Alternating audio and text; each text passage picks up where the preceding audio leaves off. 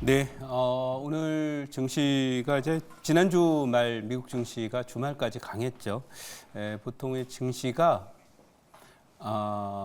뭐 추가적으로 이제 하락하는 그런 악재들이 다 어느 정도 진정이 되고 이제 미국 경기도 뭐 생각보다 그렇게 나쁘지 않다라고 하는 그런 안도감에 상승을 했는데 최근에 이제 특히 일본의 금리 인상이 뭐 30년 만에 진행됐죠. 그래서 그 금리 인상이 좀 갑작스럽게 진행되다가 나타났던 그런 그 노이즈가 이제 안정되는 그런 국면으로 접어들고 있다 이렇게 말씀드릴 수 있겠고 특히 오늘 뭐 지난주 내내 그 보수적으로 임했던 외국인들이 선물 시장과 현물 시장에서 오늘 순매수로 전환을 하고 있는 모습이라 결국 뭐 강세장에도 10% 정도의 조정은 뭐 1년에 한두 번씩 나오기 때문에 그런 조정이 이제 좀 마무리 국면에 들어가는 게 아니냐 이렇게 시장은 바라보고 있는 듯하고요.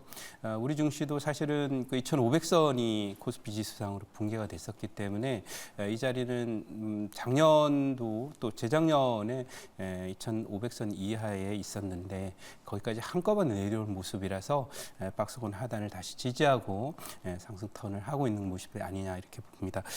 단 큰 조정이 나오고 난 다음에 시장은 미국도 지금까지는 독과점 기업들, 그러니까 경기 흐름도 중요하지만은 고물가와 고금리 시절을 잘 견디고 또 독과점 기업이기 때문에 제품 가격을 정말 무지막지하게 올릴 수 있는 기업인 인공지능이라고 하는 그런 그 핑계로 올릴 수 있는 기업들이 실적이 좋아지면서 올라왔던 사실상 독과점 기업들 중심으로 한 장세 분위기였다면 이제 새로운 또 주도주들을 만들고 또 찾으려는 시장의 노력은 계속 될 거라고 생각을 합니다. 그런 일환으로 그 정부 정책주인 신도시 그린벨트 공급 확대, 주택 공급 확대 관련 종목들이죠. 관련 종목들 오늘도 하나 갖고 왔으니까 참고하시기 바라고요. 준비된 그 포트 잠깐 가보도록 하겠습니다. 자, 준비된 종목들 보면 오늘 뭐 볼 종목은 지난번에도 이제 말씀을 좀 드렸었는데요. 한국 BNC도 지난주에 이제 주말에 목표 터치를 했는데 오늘 한정 KPS 차트를 잠깐 보면서 설명을 드리도록 하겠습니다. 이 한전 KPS라고 하는 종목을 잘 보셔야 되는 이유는 이게 지금 지난번에 그 원전 발표가 있었죠. 체코 원전 발표가 있고 장대 엄청 떨어졌었는데 또 그 다음에 조정을 받았을 때는 이제 그 엔캐리 트레이드가 뭐 급격하게 청산된다는 소식 이런 얘기 나오면서 하루에 제가 코스피 지수가 250포인트 빠지는 것은 뭐 일을 한 다음에 처음 보는 그런 일이었었는데 미국의 그 87년에 있었던 블랙먼데이를 방불케 하는 그런 급락 시절에 또 많이 안 빠지고 나서 잘 보시면은 체코 원전 발표 직전 고점을 넘어섰고요. 자세히 보시면 우주 돌파가 돼 있어요. 그래서 이 우주 돌파가 돼 있기 때문에 뭐 이것은 전형적으로 뉴스가 노출돼서 팔았지만은 다시 돌아와서 자기 추세대로 가고 있고 직전 고점이 넘어서 있는 상태이기 때문에 전형적인 원형 바닥이 완성된 패턴으로 가고 있다. 그래서 결국은 이 5만 원 레벨까지는 무난하게 갈 그런 종목이 되어 있어서 지금 원전 관련 종목 중에서 차트가 제일 안정되고 지금 사도 전혀 문제가 없을 정도로 패턴이 견고한 종목은 한정 KPS다라고 하는 건데요. 목표치 터치까지 뭐 1차 목표치는 46,000원 되어 있는데 뭐 그 정도는 뭐 기본이라고 생각하고 있고요. 2차 목표치 6만 원 정도 언저리까지도 갈 것이다 이렇게 말씀드리도록 하겠습니다. 자, 그러면 여기까지 말씀을 좀 드려보도록 하고 오늘은 지난주에 이제 하츠라는 종목을 편입을 했었는데 또 비슷한 종목으로 편입을 시도를 해 보도록 하겠습니다. 현재 이제 가격은 29만 8천 원 현재 기록하고 있고요. 종목의 이름은 바로 KCC입니다. 예전에 뭐 금강고려라는 회사로 알려져 있는 그런 회사인데요. 이 회사는 뭐 삼성전자의 지분을 또 갖고 있는 걸로 유명한 회사이고 이 종목의 12개월 예상 펄을 화면을 잠깐 보시면은 보여드리도록 할 텐데요. 이게 견고한 실적을 계속 잘 내고 있는 회사예요. 그러니까 화면 잠깐 보시면은 이게 PR이 현재 예상 PR이 4.8배가 나와요. 자, 보시면 여기 4.8배가 이렇게 나와 있는 모습이죠. 그래서 뭐 삼성전자나 뭐 하이닉스 또 그 외에 많은 종목들이 좋다고 하지만 이 PR 4.8배라는 것은 이제 이 이익을 누적해서 시가총액만큼 버는 데까지 걸리는 시간이 4.8년, 5년 이내면 자기 시가총액만큼 이익으로 번다는 얘기니까 그만큼 실적이 탄탄하게 지금 잘 가고 있음을 의미하고 있는데요. 이 종목은 기본적으로 뭐 건축용, 산업용 자재, 그다음에 뭐 페인트, 실리콘 이런 것들을 이제 생산하는 회사이고요. 건자재 부분들을 주로 이제 생산하지만 뭐 요즘에 이제 전기차들 포함해서 다른 또 첨단 소재들 쪽에서도 계속 그 제품의 어떤 매출이 늘어나면서 이 종목이 회사가 굉장히 많이 좋아졌음을 알 수 있어요. 그래서 보시면서 재무제표 잠깐 보시면은 이게 이제 작년도에 6조 2천억, 올해 6조 5천억 정도의 매출액을 보이고요. 잘 보셔야 되는 것은 여기에 이제 영업이익이 지난해 3천억이었는데 올해 5천억, 내년에 6천억, 그 다음에는 6,600억 이렇게 커지는 모습이기 때문에 탄탄한 어떤 기반을 갖고 있음을 알 수 있고 물가가 좀 높은 상태에도 불구하고 이 종목은 사실 한국의 건자재 시장 쪽에서 독과점적인 지위를 갖고 있는 제품들을 생산하기 때문에 물가가 높다 하더라도 이 종목은 결코 이익이 나빠지거나 하는 일이 벌어지지 않는다는 것을 다시 한번 확인할 수 있다라고 말씀드리죠. 앞으로 뭐 금리 인하가 진행되면은 또 이 건설이나 이런 쪽에 관련된 그 SOC를 포함해서 또 요즘에 그 집값이 심상치 않은데 이 집값 상승에 맞춰서 공급 확대 전략을 낼 수밖에 없어요. 왜냐하면 이번 정권이 처음에 이제 그 공약을 내세울 때 바로 직전 정권에서 이제 잡지 못했던 부동산 가격을 잡겠다라는 모토로 여러 가지 공급 대책, 그린벨트를 포함해서 신도시 등등의 주택 공급 확대 정책을 공약으로 내세웠습니다.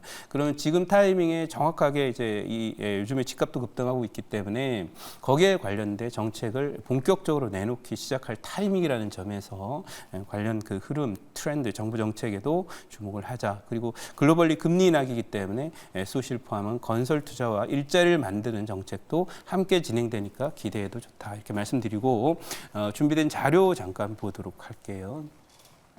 자, 이제 준비된 자료 보시면은 아파트 거래가 늘면서 가격이 상승하고 있다. 뭐 주가도 마찬가지지만 거래가 늘면서 가격이 올라가게 되면 추세가 상승으로 가고 있다라는 걸 보이고 서울에서 이제 10건 중 한 건이 신고가를 기록한다. 종목도 그렇죠.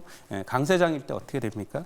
네, 10개 중에서 한 10개에서 15개 정도 전후가 신고가를 기록하고 하게 되는데요.